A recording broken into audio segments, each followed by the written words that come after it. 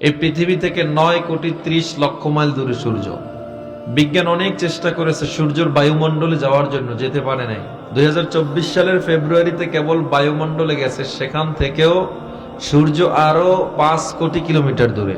এই পৃথিবী সৃষ্টির আরো কয়েক কোটি বিলিয়ন বছর আগে আল্লাহ সূর্য সৃষ্টি করেছেন। পৃথিবীর অস্তিত্ব ছিল না, তখন সূর্য ছিল। কিন্তু বিজ্ঞানে সে অবাক হয়ে গেছে, পৃথিবী ছিল না অথচ সূর্যটার তাপমাত্রা পৃথিবীর প্রত্যেকটা জিনিসের জন্য মনে হয় যেন আল্লাহ পারফেক্ট করে রাখছেন আগে থেকে।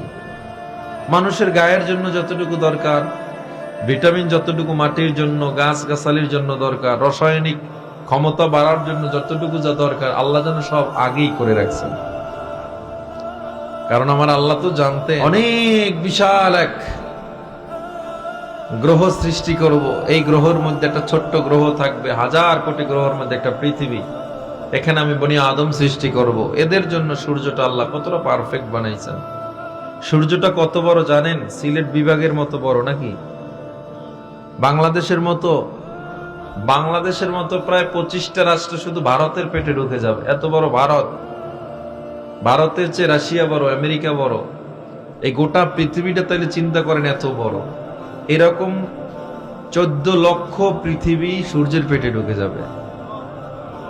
সুবহানাল্লাহ, না?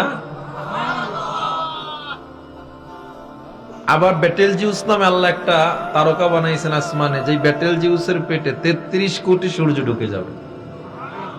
আসমানে তারকা দেখেন না? এত বড় বড় আল্লাহ গ্রহ সৃষ্টি করেছেন। নেপচুন, জুপিটার, শনি, রবি, সোম, এই যে মঙ্গল গ্রহ, যাই আপনারা শুনতেছেন।